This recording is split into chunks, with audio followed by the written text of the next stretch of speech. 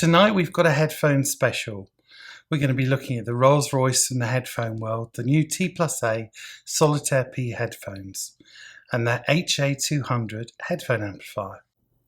I'm delighted to be joined by Max Kirsch, one of the members of the team behind the design of the Solitaire P headphones. Lothar Wyman, head of R&D at T+A, and their head of marketing, Konrad Idumpf, along with the man who reviews for so many different publications, too many to mention, Ed Selley. Hi gentlemen, how are you doing? Hello, I'm fine, thank you. How are you doing? Good. And Ed, are you well? Yes, I'm not so bad. Other than a desperate desire to go to the pub after 9 weeks of this, I can't complain. So yes, and once we've got through this, there'll be a good opportunity, I'm sure. For a week or so, I think should cover it. So we're here to talk about the new T+A Solitaire P headphones and the new HA200 amplifier. There's a big history behind T+A. The company's been going for some 40 years. I had the pleasure of visiting the factory. I have a feeling that at the time that I actually came to the factory, I think you were probably working on the headphones then. So it's quite good for me now to be in a position where I've got and had some time with the headphones and the headphone amplifier to sort of see where things have sort of come from. Max, I wonder if I could start with you and ask you how long the development has taken. I was actually coming to the company 1 year ago, actually. And this was the time where there was the idea to build up the headphone. And I think T+A's got quite a big R&D team. I think they're around 12 of you. 15 actually. We're 15 people working in the R&D section. And there were 4 of you that worked on the headphone project. Yeah. The headphones use planar magnetic technology? Yes, we are using planar technology in our system. So this means that our diaphragm, so the moving part in the system is actually planar. So it's not when you have a normal, a standard dynamic headphone. You have mostly a circular coil which is moving in a magnet. But here we have a planar membrane with the coil printed on this membrane itself. So it means that the membrane, all the membrane is excited. So that this means that when we look at the headphone, if you look here, actually, it is all you can see is the membrane. So the membrane is the maximum size of this package you can actually fit in here. We tilted it a little bit, so we could fit it even better. Big membrane has some big advantages. One is that we of course, firstly, the planar thing means that if you have a little more small transducer, then you're going a little bit to a point source, which is pretty near to your head. But if you go planar, if you go on a big size, which is also with electrostatic headphones the case, then you have to think that you have nearly a planar wave, which indicates that your source is very far away. It's much farther away than when you have a small driver, and this means that you have a broader space for a hearing space, and you have a very nice detail. The headphones have got a very good sound stage, so I guess that's adding to the sound stage. So using this big membrane in our headphones, not only to make nice presence and nice treble response, but to have a good and tight bass response down to the lowest frequency possible. Ed, T+A are quite late to the market in terms of headphones, and it's quite a crowded marketplace. Having had a listen to the headphones, how do you think they compare with the competition? It's a fairly rarefied end of the market, no question. But everything that I've done with the samples here suggests that all of the basics are absolutely nailed. And when I say that, it's all well and good us talking about big planar drivers and all the rest and the technology, but we have a relationship with headphones that we don't have with many other items of hi-fi. And when I say the basics, they are extremely comfortable to wear. The weight distribution is perfect. The cable doesn't collide with my glasses, my ears, all of the things that when you have spent this not inconsequential sum of money, they need to be right. And every single one of the things that will matter as to how much you want to be using these products 6 months, a year down the line, every single one of those things for me is exceptionally well thought out. And that's always the hardest bit when you start from a clean sheet of paper with headphones, because you don't have the accrued decades of people, your customers feeding back going, this worked, this didn't work. I am genuinely impressed at just how pleasurable they are to use and live with. And then that is the perfect step off point to enjoy the performance, which is by all counts exceptional. Planar magnetic headphones, the advantages are relatively clear cut. They're easy enough to describe. It often comes with downsides. The sensitivity can be problematic. There can be limitations to the bass extension. Obviously, the Solitaires are going to do their best work with a headphone amplifier of commensurate quality, which is why T+A has gone and made one. But it has to be said, for a headphone in this category, they are extremely user-friendly, and the bass response for an open-backed planar magnetic headphone is absolutely fantastic. Cannot get enough of that. I know as dealers and reviewers, we all come up with these different words to describe how we feel when we're listening to systems. But with the Solitaires, I just found they were incredibly involving. I put them on the first evening. I put them on. I think I stayed up till 2 or 3 o'clock in the morning because I found I really was hearing instruments in a different way to how I've been used to. And I also found the headphones just to be tireless. I put them on. I was happy wearing them. They were comfortable. They've got Alcantara pads, so you don't sweat under the when you're wearing them. They also come with a good length lead. Several manufacturers, they don't put particularly long cables on their headphones, and this comes with a generous cable. And over the past couple of weeks, I've listened to the headphones with the HA200 amplifier.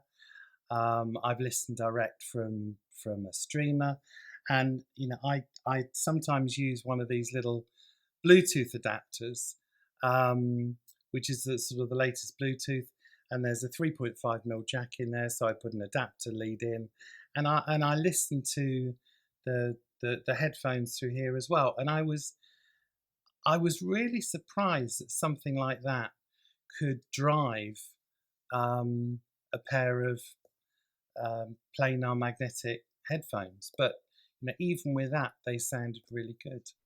Yes, I agree. I haven't even had to switch my headphone amplifier into its high gain setting, which is normally an automatic.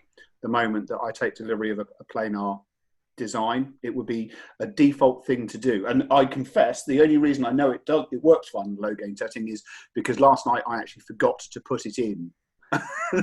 But it works brilliantly in that context. There's no shock and awe, for want of a better phrase. There's no have a listen to this sort of enormous. It creeps up on you a little bit. But as you say, you then find that you're a couple of hours in, you're still comfortable, you're still happy, you haven't found yourself distracted or wanting to nudge the volume down, or any of the normal sort of warnings is the wrong word, any of the normal sort of points that would sort of demonstrate that things weren't all they could be. And it's always a gamble for manufacturers, because shock and awe can be sort of useful, as you as a dealer will know. There are certain occasions when grabbing the customer's attention is ideal for the customer then leaving the store with the product. But this isn't that. It's good after 5 minutes, unbelievable after 60 minutes, and then after 2 hours you're working out what part of your organs you can sell to have a pair of your own. So that's the way that's the way it should be, but it isn't always the way it is, and it's deeply impressive.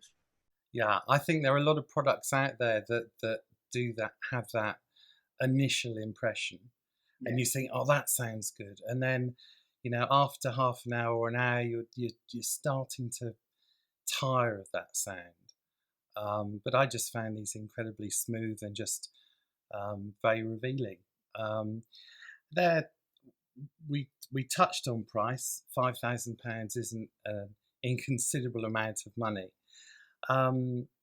Do you feel that they represent good value when you look at the other headphones out there in the marketplace with the competition? Yes, if we separate the question slightly, it is an unavoidably large sum of money for a pair of headphones. However, based on other devices I've listened to at or around this price, they are extremely competitive, and they are more comfortable than almost any of the other variations I've tried at this price point. The level of fit and finish, again, it's not overt, it's not showy, it's not look at me sort of things, but they are exquisitely well made. Absolutely all of the detailing is quite what we all have slightly different expectations of, I guess, what we imagine we're going to get for £5,000. But you can, the moment that you start extracting them from the box, you can see and feel where the expenditure has gone. Everything feels like it's built largely to last forever. So I feel that within the very specialist end of the market that £5,000 headphones unavoidably are, I feel that they are more than competitive with the other designs out there. Max, the cables that come with the headphones, you've got the standard, what we say over here, a 1/4-inch jack, which is 6.3mm jack. You've also gone with a Pentagon connector as well. Yes, we decided to take the Pentagon cable and the 6.3mm cable to ship it with you. So because the nice thing about these 4.4mm cable is that you can use it at various products. So it makes that it's smaller than the 6.3mm. And you could use it on mobile devices and on bigger systems, right? Like a normal headphone system. If you want a small connector and you want it also in a completely balanced system, you have the quality of the XLR connector, even a better quality, then you have to go with the 4.4mm cable. So this is why we chose to put these two cables in our box. But we know that a lot of people out there are having headphone amplifiers which don't have this connector right now. So we have this XLR cable. You can even buy a headphone with either 4.4mm cable or an XLR cable. So you can choose which cable you want to get. I've been impressed at how quickly the 4.4mm connection has started to appear across quite a range of products from a number of different manufacturers. And as you say, it does have the advantage of being relatively compact and also quite robust connection, which is quite it's always a useful thing. Yeah, it's one of those ones where it's only been, I think it's been less than 2 years since I saw my first 4.4mm connection product, and they've been coming in greater and greater quantities pretty much since that point. It would appear that the industry likes it as a connection, and it does seem to be appearing on a good wide selection of things that you can connect these two. So it makes sense from this perspective. And Ed, in terms of the sound, I mean, I tend to listen to a lot of jazz and big band, female vocal. I think you're quite well known to be listening to 90s electronica, or would I be right? My musical tastes have been periodically described as odd, cretinous, and totally unsuitable. But yes, I've been through a fairly wide selection of material with this. But at one point last night, again, I was listening to Afro Celt Sound System from 1997. Yeah. I mean, it's possibly not it shouldn't necessarily be the natural go-to sort of music for a big open back pair of planar magnetics, but they were magnificent. As I say, the bass response is exactly what's needed to make this sort of material work. It doesn't dominate. And one of the things that I would counter for my peculiar musical taste is that I will always, it does allow me to pick up on items which are less than forgiving. I mean, for every person that has a musical library of consistently well recorded and decent material, there are people who are just as keen, but through no fault of their own, their music library is nowhere near as immaculate. These are a perfect partner for that.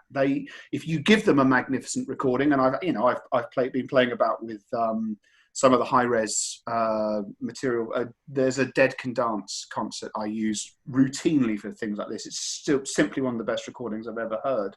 Of course, they're magnificent with things like that. But then you can disappear off down a rabbit hole of things I used to listen to standing in a field, and they are fantastic. They do all of that as well. And for me, this is absolutely critical. The idea of spending my own money on something which only flattered half my collection of music is unthinkable. And these more than meet the criteria of getting everything done. They are extremely forgiving. I have to say, I even briefly watched an episode of The Simpsons on Disney Plus through these. And I don't know what the bit rate for Disney Plus is. I can't imagine it's particularly high. But again, absolutely fantastic. There's no that you can use them without fear or favor, and I think that that's hugely important in terms of how you get on with the product long term. Certainly across the I wouldn't say an inconsequential spread of genres that I've been able to try with them. Nothing stands out as being nothing stands out as good or bad. They are astonishingly even-handed at what they do, and that is hugely admirable. That's the hallmark of equipment that you want to live with and use indefinitely. And that seems hugely, that's hugely important to me. And they more than deliver on that as a concept. So I've been extremely impressed. We've talked quite a lot about the headphones. I just wanted to talk to you, Lothar, about the HA200 amplifier, which I think is based on the HV technology. We have a very long tradition in building tube and we really love the sound of tube. And a couple of years ago, we came across the problem that the tubes from today's production are getting worse and worse in quality. And it was becoming harder and harder to buy and to source good tubes. And at that time, we started a little project trying to investigate if there are possibilities to make a semiconductor sound as good as a tube. And we found that one very big and important thing is the supply voltage, the rail voltage of your circuit. And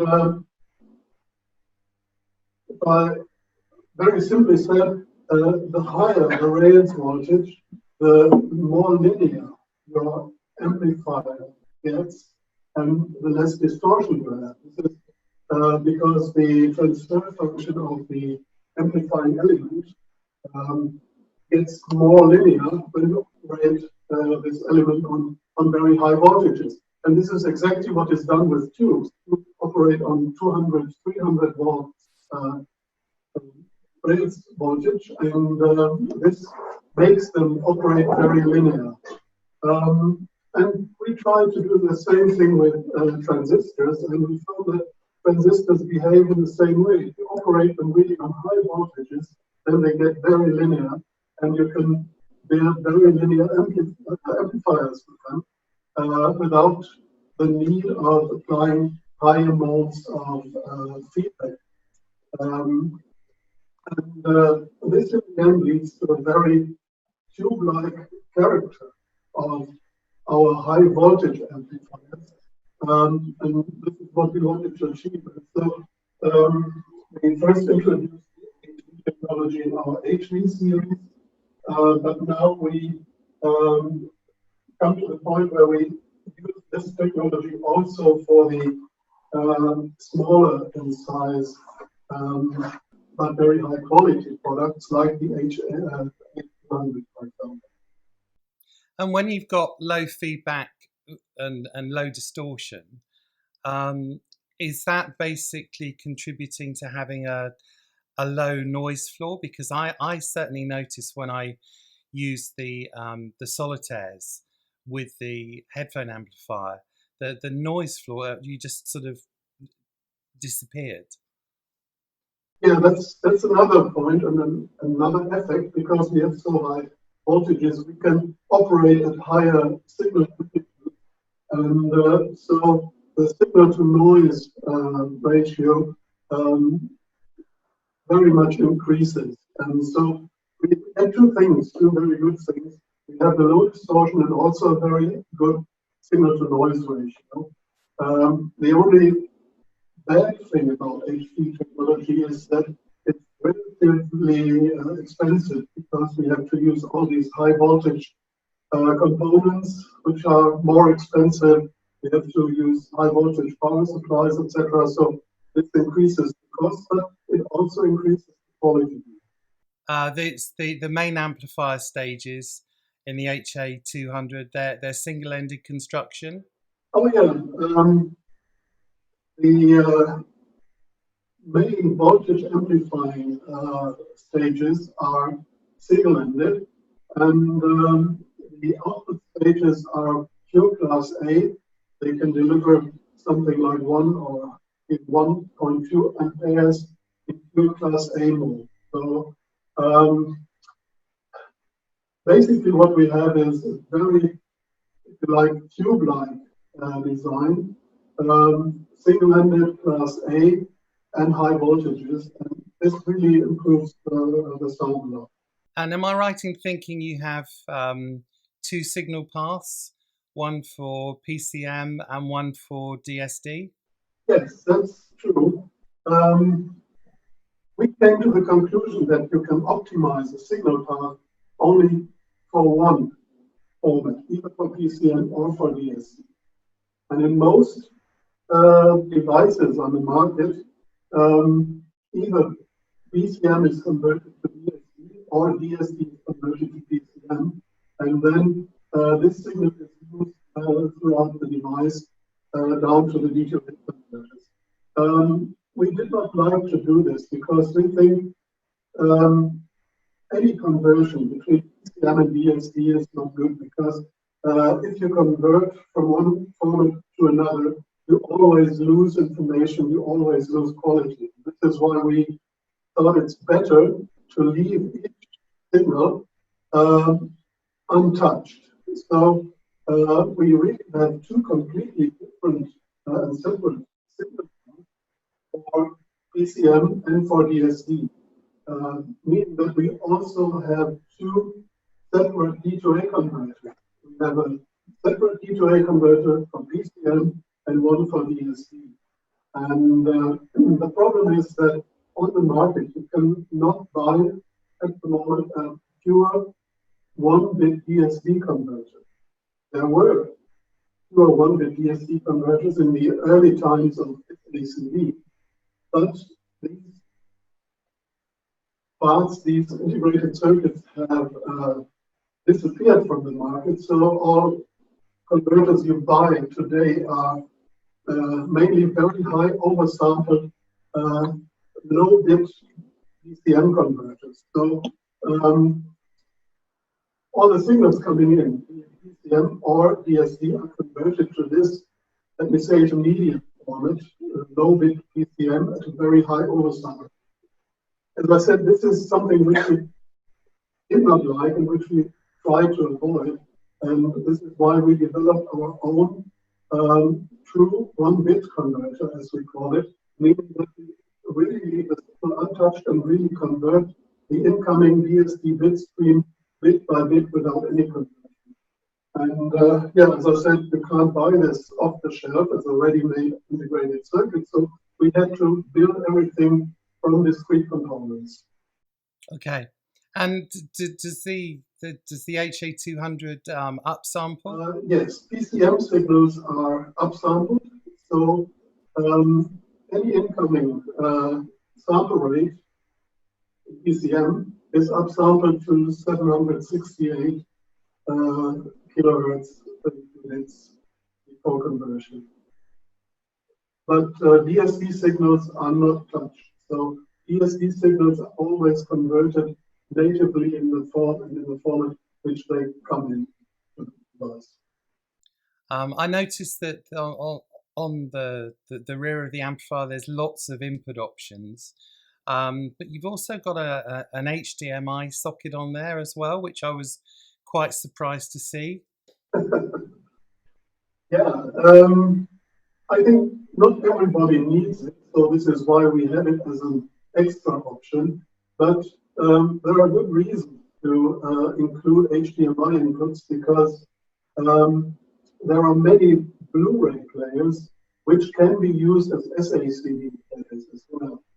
And to make operation as simple as possible, we also have an HDMI output so that you can connect to TV, and if you like to watch a video or a movie, you can just pass it through the HA200 down to your TV set without doing anything or recabling your system. You can just switch to normal video mode or to audio mode, and so this is why we have a TV output.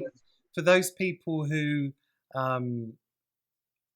have already invested in an expensive pair of headphones, and we can't sway them to purchase a pair of the Solitaires yet, the HA200 is tunable, so it'll work with a number of other different manufacturers' headphones. Is that right? Yeah, we try to make it as universal as possible, including, for example, an exact and precise adjustment of the output impedance. This is a feature you find only on very few headphone amplifiers, but you can really match and tune the output impedance of this amplifier to the need of any headphone.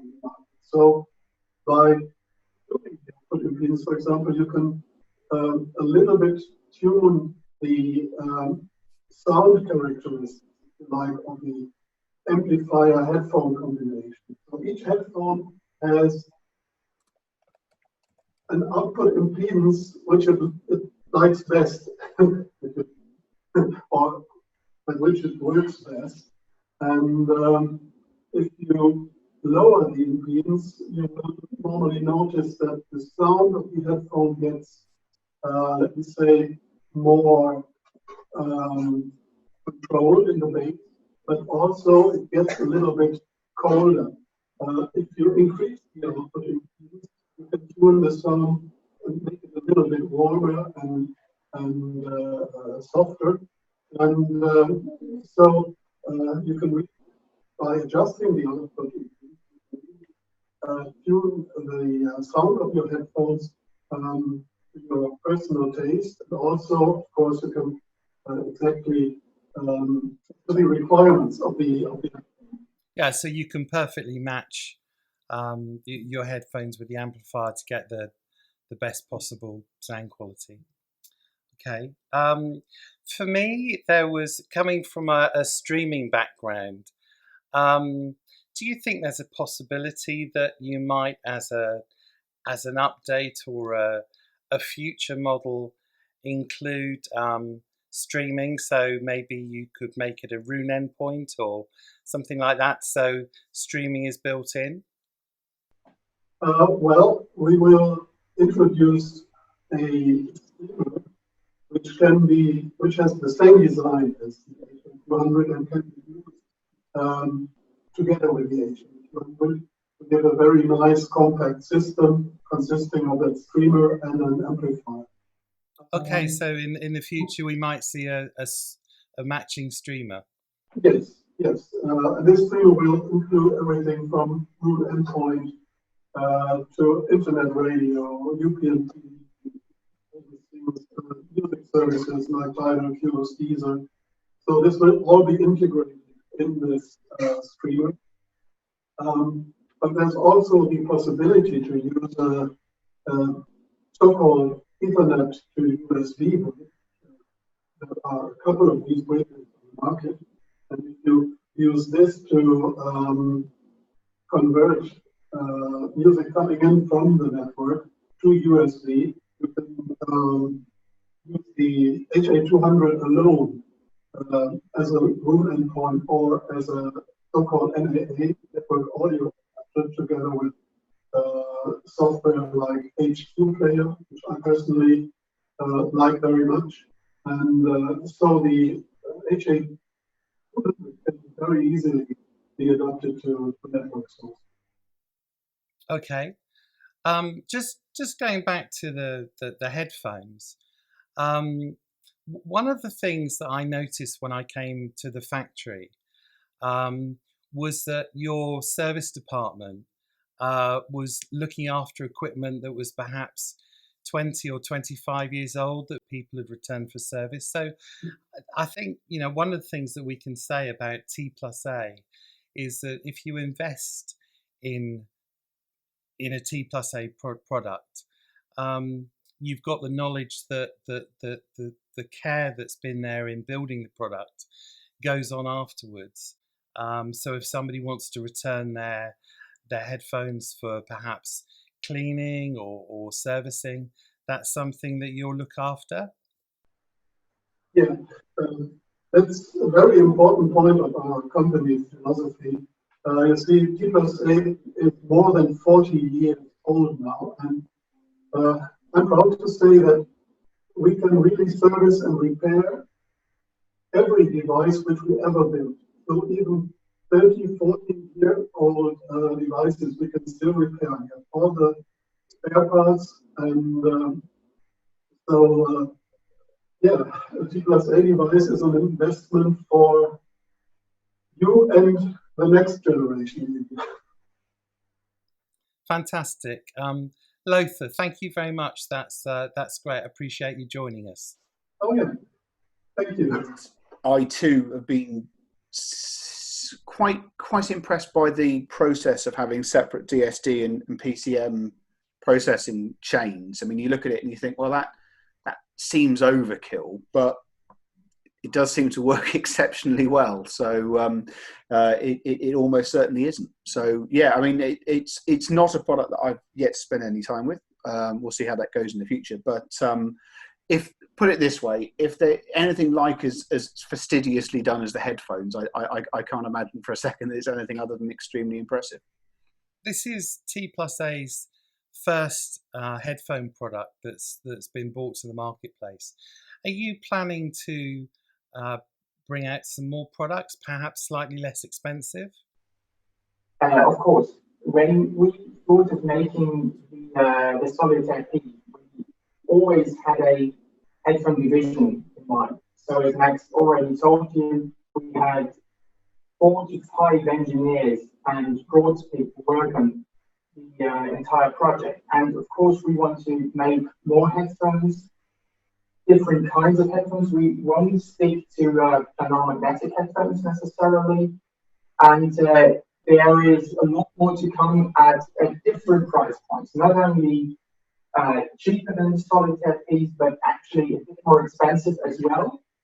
And we want to make headphones for as wide a range of customers as possible. So, Ed, it looks like we might be reviewing some more expensive versions of the. Well, that's going to be quite something. But I mean, I agree with the model, though. If you are starting fresh in a category, I've long felt that top down is a more effective way of doing things than bottom up, insofar as this is a far more significant statement of intent. It shows the philosophies, the design practices, and you can then point to this excellent £5,000 pair of headphones and say, we've taken as much as we can and we've brought that down to different price points. And it's an easier thing to convince people to look at a new range of product that way round than it is to go the other way. I mean, some of that is not necessarily fair on the companies that do it that way. I mean, there are perfectly logical reasons for going in both directions, but I always feel, I mean, it's been years since I've sold things, and I wasn't terribly good even when I did, but nevertheless, I've always felt it was easier to say to a customer, well, this is the pair at, say for the sake of argument, £600, and you can see that there are elements of this which are in this £5,000 design. They know what they're talking about. This hasn't been pulled out of a hat, and I think that makes sense. And if all of the future models are as remotely, as fastidiously assembled and designed as these are, I can't see them being anything other than pretty good. So looking forward to it. Great, thanks, Ed. Well, I think what I'll do is I'll leave you to go and listen to your guilty pleasures. I'll do the same, and my thanks to Conradin and Max and Lothar at T+A for joining us and giving us all of the technical information about the headphones. And Ed, my thanks to you as ever for giving us your thoughts on the sound and build quality. And I guess we'll be seeing your review at some point, hopefully in the not too distant future. Yeah, well, it's not too far away. We'll get something out and into print. Brilliant.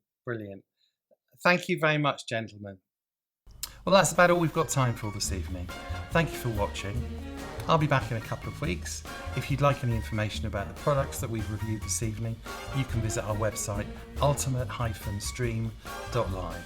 Please do get in touch if you'd like to audition any products, and don't forget to subscribe to our YouTube channel. I'll see you in a couple of weeks. Bye for now.